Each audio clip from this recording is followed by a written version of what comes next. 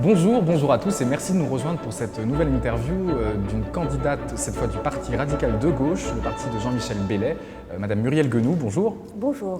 Alors vous savez que vous pouvez réagir et poser vos questions à la candidate qui y répondra tout simplement en écrivant vos questions en commentaire sous cette vidéo sur les Framboettes, sur YouTube et sur lepetitjournal.com, le média des Français établi hors de France et qui est également notre partenaire pour cette série d'interviews.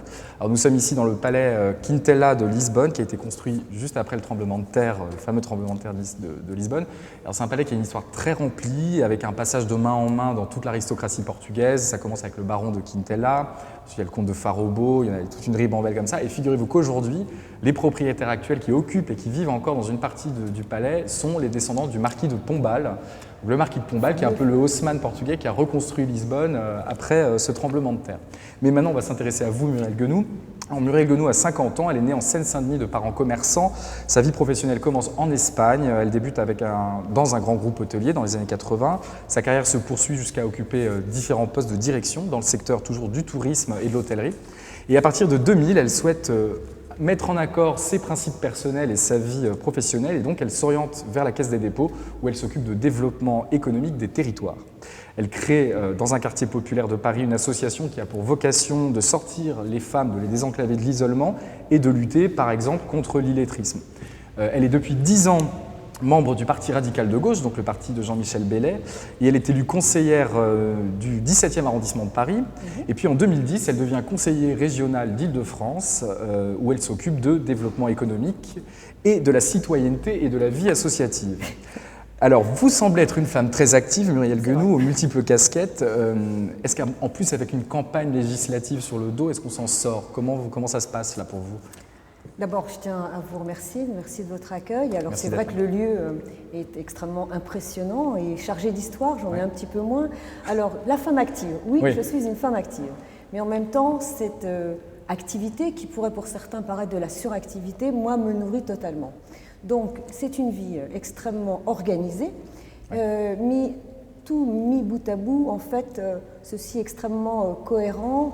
Et je pense qu'il y a un seul maître mot, c'est celui de l'engagement et de la, je dirais, de la sincérité, de l'intérêt général, c'est ce qui motive aujourd'hui. Engagement, pourquoi vous êtes engagé aux côtés de Jean-Michel Beillet, qui est quand même, honnêtement, les Français ici expatriés ne sont pas mordus de politique intérieure, donc ils ne connaissent pas forcément, c'est un petit parti, petit score au président, enfin, qui ne s'est même pas présenté.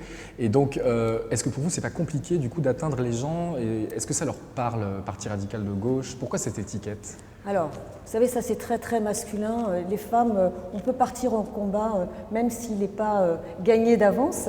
Donc, pourquoi le Parti radical de gauche ? Je n'ai pas sous-entendu que c'était... Bref, continuez. Oui. Mais le Parti radical de gauche, tout simplement sur une question de valeur. Je me sens totalement en cohérence avec un parti qui défend les valeurs de la République depuis son origine. À la fois un parti très ancien et en fait un parti extrêmement moderne. Aujourd'hui, les questions de solidarité, de justice sociale, de laïcité sont au cœur du débat qu'on peut avoir dans notre société pour les Français qui habitent notre territoire et pour tous ceux qui nous représentent et qui vivent à l'étranger. Donc c'est un combat à la fois moderne, ce sont des valeurs que je partage et j'avoue que j'ai aucun problème, même être dans un parti minoritaire, à les défendre. Ça donne de la force aussi, vous savez, d'être une minorité. Et ça ne me gêne pas. Je vois en tout cas que ça donne de l'énergie. Tout à fait.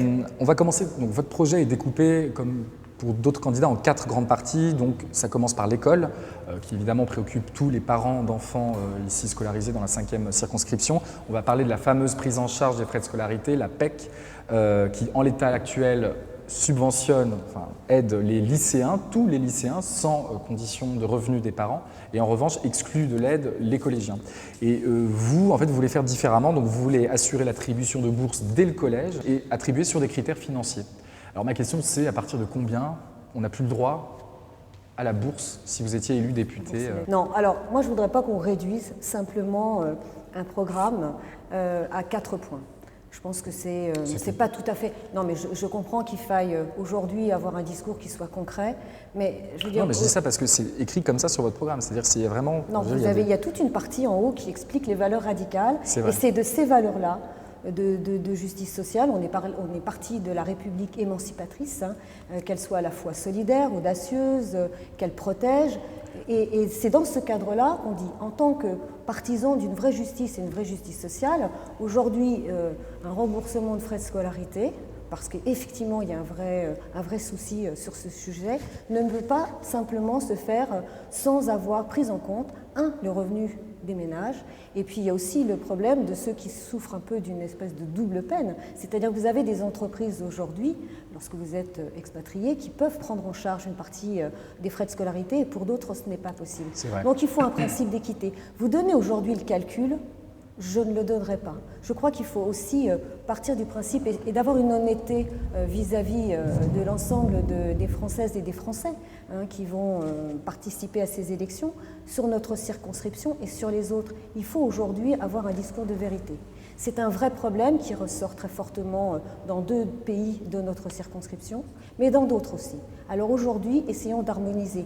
Et cette harmonisation-là, on ne peut pas la décréter. Moi, je ne peux pas vous dire aujourd'hui on va faire comme ci. Vous n'avez pas les chiffres? Non, je n'ai pas de chiffres. Et en plus, je ne cherche pas aujourd'hui, si vous voulez, avoir les chiffres. Je crois qu'on ne peut pas... Mais c'est sur le principe, on passe de la PEC à un système de bourse. Voilà. Complètement. C'est sur le principe ou un principe, toujours les mêmes choses.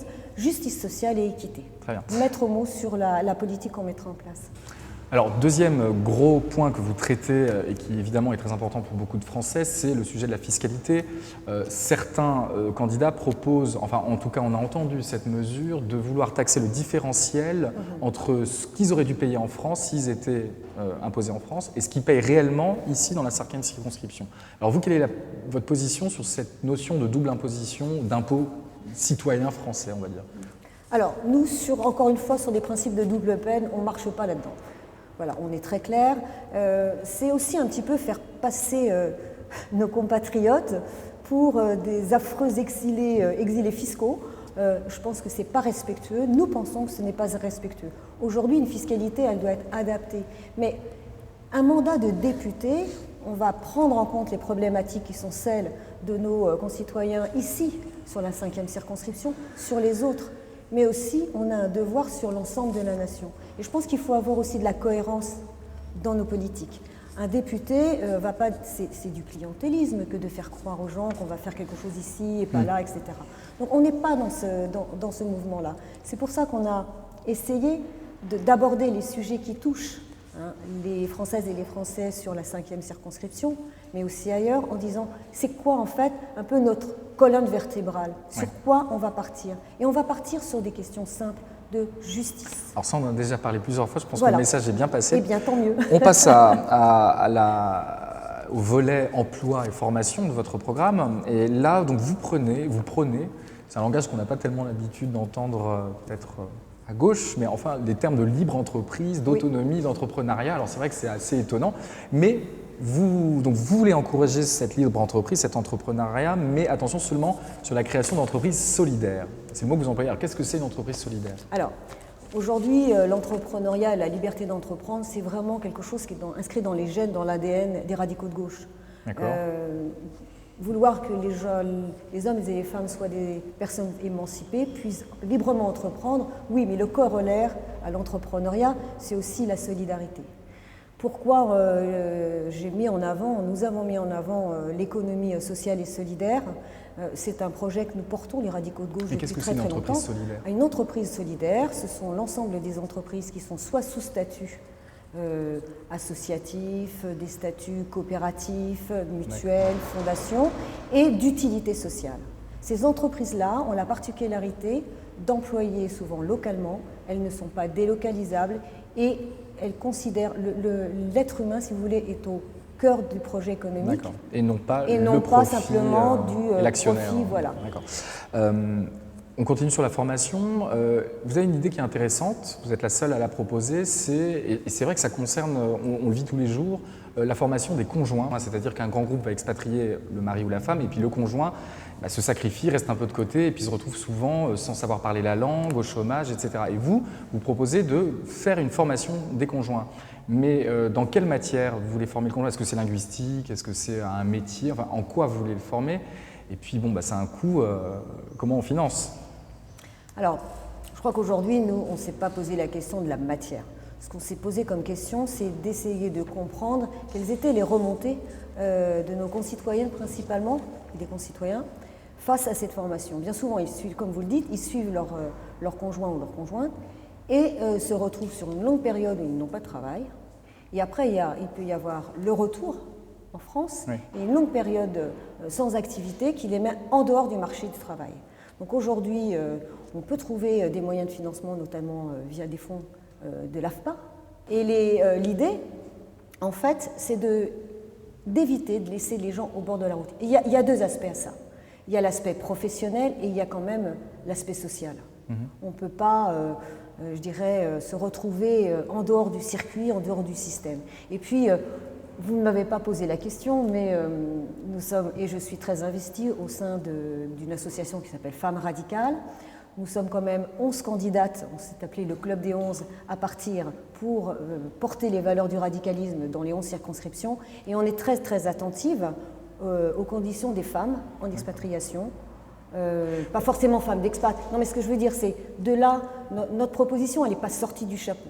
Elle est vraiment sortie d'un constat. Et d'un vécu, mais ça, je vous le concède complètement. Mais ma question, c'est à quoi on forme le conjoint? Est-ce que c'est à la recherche d'emploi dans le pays? Est-ce que c'est aux langues? Écoutez, aujourd'hui, on peut l'aider sur de la formation linguistique. Je pense qu'il y a des choses qui sont faites, faut être clair. Sur des recherches d'emploi, il y a peut-être des circuits à améliorer, mais il existe déjà des choses. Aujourd'hui, c'est quand même sur l'activité professionnelle. Vous lâchez pendant une longue période, ou la recherche d'emploi, vous voulez revenir en France. Donc c'est de la formation professionnelle, quoi. Pure et dure. D'accord. Mais on ne s'interdit rien. Enfin, il faut pas. C'est pas radical de gauche. Nous, on n'est pas dogmatique, donc on ne va pas s'enfermer dans dans un schéma. On préfère aujourd'hui répondre à une vraie demande et se donner les moyens de le faire. Alors, une demande, hypothétique ou non, je ne sais pas quel est votre constat à vous, mais vous dites que les réseaux consulaires à l'étranger français ont beaucoup diminué. Il faut quand même savoir que la France est le pays au monde qui a le réseau consulaire le plus vaste, qu'à cause de la RGPP, donc la politique de réduction des dépenses publiques, évidemment, on a dû mettre en veille et fermer certains consulats ou diminuer leurs activités. Et vous dites, non, il faut remuscler tout ça. Mais alors, sur quelles activités, selon vous, sont devenues insuffisantes dans ces consulats? Qu'est-ce qu'il faut remettre? Qu'est-ce qui manque? Aujourd'hui, effectivement, nous on prône pour arrêter, à travers la RGPP, la suppression d'un fonctionnaire sur deux, ça c'est clair. Aujourd'hui, nous avons été largement sollicités sur les difficultés qu'ont nos compatriotes, quelquefois, à faire des démarches, parce qu'il n'y a pas assez de monde, sur l'évolution législative. La loi, aujourd'hui, il faut reformer nos représentants pour qu'ils puissent accueillir aussi nos citoyens dans les consulats, donner des moyens pour le faire. Et puis, en fait, bon, ça va, vous êtes à côté de Lisbonne, ou vous êtes à côté de Barcelone, tout va bien. Mais, enfin, je veux dire, dans la vraie vie, sur l'ensemble du territoire, il y a quand même des déserts sur lesquels il faut qu'on continue à avoir un service de qualité. Et un service de qualité, c'est aussi des personnes qui soient formées. D'accord. Et ce sera le mot de la fin. Je vais juste vous demander avant de nous quitter votre site internet, s'il vous plaît. Alors c'est murielguénou.com et là vous avez l'intégralité du programme. D'abord, moi je tenais quand même à vous remercier. C'est gentil, mais c'est moi qui vous remercie. On va tous se remercier. Je vous souhaite bonne chance pour la suite. Quant à nous, on se retrouve demain avec un nouveau candidat, de nouvelles questions très concrètes et de nouvelles propositions qui nous concernent, nous Français de la 5e circonscription. Je vous rappelle que les élections législatives ont lieu le 10 et le 17 juin. Donc je vous dis à demain. Merci de nous avoir suivis et au revoir.